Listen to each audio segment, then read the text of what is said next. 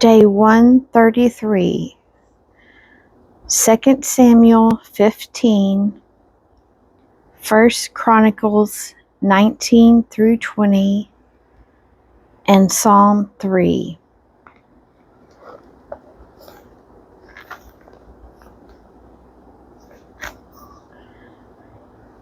Second Samuel 15.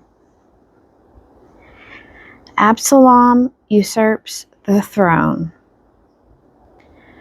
After this, Absalom got himself a chariot and horses and 50 men to run before him. And Absalom used to rise early and stand beside the way of the gate. And when any man had a suit to come before the king for judgment, Absalom would call to him and say, "From what city are you?"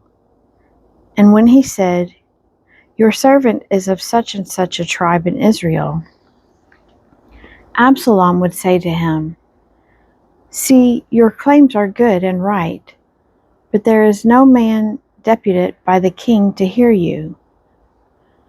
Absalom said moreover, "Oh, that I were judge in the land!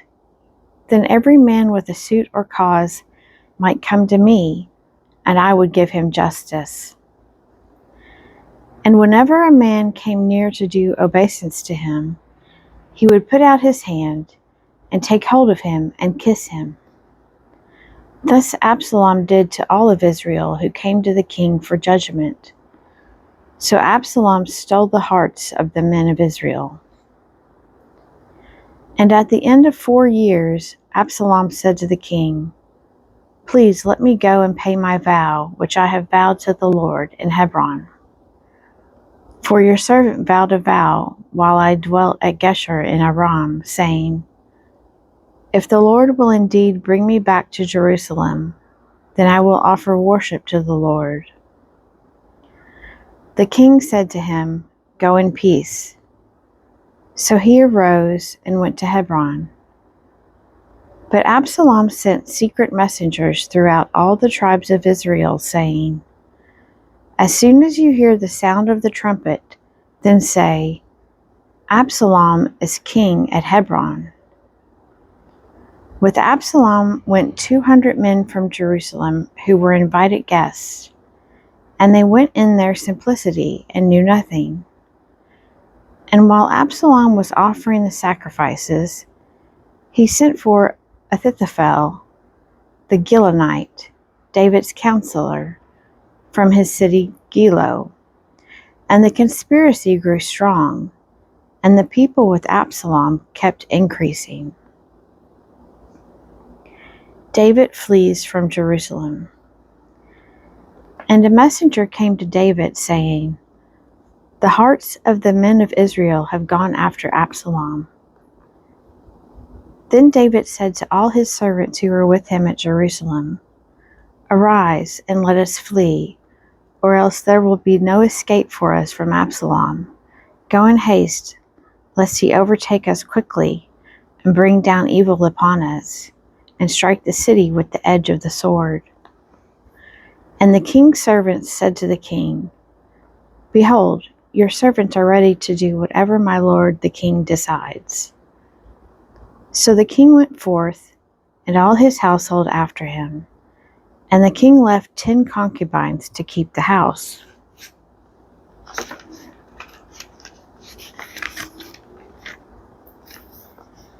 And the king went forth, and all the people after him, and they halted at the last house.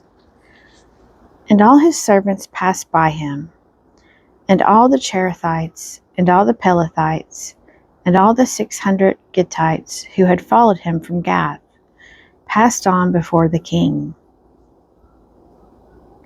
Then the king said to Ittai the Gittite, "Why do you also go with us? Go back and stay with the king, for you are a foreigner, and also an exile from your home. You came only yesterday, and shall I today make you wander about with us, seeing I go and I know not where? Go back and take your brethren with you, and may the Lord show mercy and faithfulness to you." But Ittai answered the king, "As the Lord lives, and as my lord the king lives, wherever my lord the king shall be, whether for death or for life, there also will your servant be." And David said to Ittai, "Go then, pass on." So Ittai the Gittite passed on, with all his men and all the little ones who were with him. And all the country wept aloud as all the people passed by. And the king crossed the brook Kidron, and all the people passed on toward the wilderness. And Abiathar came up, and behold, Zadok came also, with all the Levites, bearing the ark of the covenant of God. And they set down the ark of God, until the people had all passed out of the city. Then the king said to Zadok, "Carry the ark of God back into the city. If I find favor in the eyes of the Lord, he will bring me back and let me see both it and his habitation. But if he says, 'I have no pleasure in you,' behold, here I am. Let him do to me what seems good to him." The king also said to Zadok the priest, "Look, go back to the city in peace, you and Abiathar, with your 2 sons, Ahimaaz your son, and Jonathan the son of Abiathar. See, I will wait at the fords of the wilderness until word comes from you to inform me." So Zadok and Abiathar carried the ark of God back to Jerusalem, and they remained there. But David went up the ascent of the Mount of Olives, weeping as he went, barefoot and with his head covered. And all the people who were with him covered their heads, and they went up, weeping as they went. And it was told David, "Ahithophel is among the conspirators with Absalom." And David said, "O Lord, I pray you, turn the counsel of Ahithophel into foolishness." Hushai becomes David's spy. When David came to the summit where God was worshipped, behold, Hushai the Archite came to meet him with his coat torn and earth upon his head. David said to him, "If you go on with me, you will be a burden to me. But if you return to the city and say to Absalom, 'I will be your servant, O king, as I have been your father's servant in times past, so now I will be your servant,' then you will defeat for me the counsel of Ahithophel. Are not Zadok and Abiathar the priests with you there? So whatever you hear from the king's house, tell it to Zadok and Abiathar the priests. Behold, their 2 sons are with them there, Ahimaaz, Zadok's son, and Jonathan, Abiathar's son. And by them you shall send to me everything you hear." So Hushai, David's friend, came into the city just as Absalom was entering Jerusalem.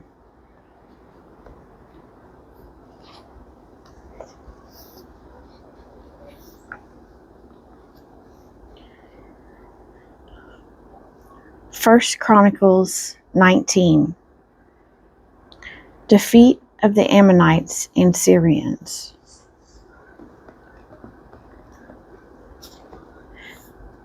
Now after this, Nahash, the king of the Ammonites, died, and his son reigned in his stead. And David said, "I will deal loyally with Hanun, the son of Nahash, for his father dealt loyally with me." So David sent messengers to console him concerning his father. And David's servants came to Hanun in the land of the Ammonites to console him. But the princes of the Ammonites said to Hanun, "Do you think, because David has sent comforters to you, that he is honoring your father? Have not his servants come to you to search and to overthrow and to spy out the land?" So Hanun took David's servants and shaved them, and cut off their garments in the middle at their hips, and sent them away. And they departed.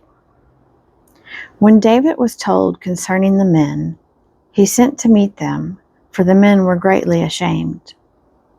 And the king said, "Remain at Jericho until your beards have grown, and then return." When the Ammonites saw that they had made themselves odious to David, Hanun and the Ammonites sent 1,000 talents of silver to hire chariots and horsemen from Mesopotamia, from Aram Makkah, and from Zobah. They hired 32,000 chariots, and the king of Makkah with his army,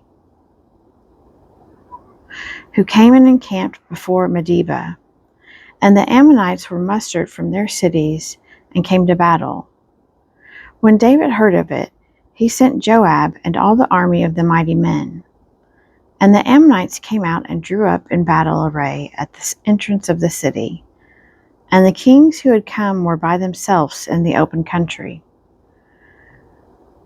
When Joab saw that the battle was set against him both in front and in the rear, he chose some of the picked men of Israel and arrayed them against the Syrians. The rest of his men he put in the charge of Abishai, his brother, and they were arrayed against the Ammonites. And he said, "If the Syrians are too strong for me, then you shall help me. But if the Ammonites are too strong for you, then I will help you. Be of good courage, and let us play the man for our people, and for the cities of our God. And may the Lord do what seems good to him." So Joab and the people who were with him drew near before the Syrians for battle, and they fled before him. And when the Ammonites saw that the Syrians fled, they likewise fled before Abishai, Joab's brother, and entered the city. Then Joab came to Jerusalem. But when the Syrians saw that they had been defeated by Israel, they sent messengers and brought out the Syrians who were beyond the Euphrates, with Shobach, the commander of the army of Hadadezer, at their head. And when it was told David, he gathered all Israel together and crossed the Jordan and came to them and drew up his forces against them. And when David set the battle in array against the Syrians, they fought with him. And the Syrians fled before Israel. And David slew of the Syrians the men of 7,000 chariots and 40,000 foot soldiers, and killed also Shobach, the commander of their army. And when the servants of Hadadezer saw that they had been defeated by Israel, they made peace with David and became subject to him. So the Syrians were not willing to help the Ammonites anymore. 1 Chronicles 20. The siege and capture of Rabbah.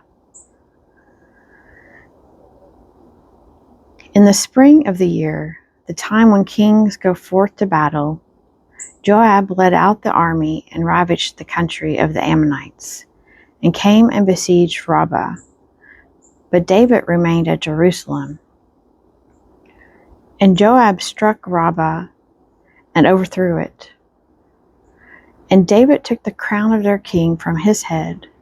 He found that it weighed a talent of gold, and in it was a precious stone, and it was placed on David's head. And he brought forth the spoil of the city, a very great amount. And he brought forth the people who were in it, and set them to labor with saws and iron picks and axes.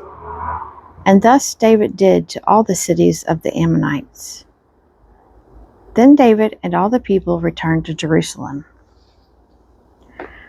War with the Philistines. And after this there arose war with the Philistines at Gezer. Then Sibbecai the Hushathite slew Sippai, who was one of the descendants of the giants. And the Philistines were subdued. And there was again war with the Philistines. And Elhanan, the son of Jair, slew Lami, the brother of Goliath the Gittite, the shaft of whose spear was like a weaver's beam. And there was again war at Gath, where there was a man of great stature, who had 6 fingers on each hand, and 6 toes on each foot, 24 in number, and he also was descended from the giants. And when he taunted Israel, Jonathan, the son of Shimeah, David's brother, slew him. These were descended from the giants in Gath, and they fell by the hand of David and by the hand of his servants.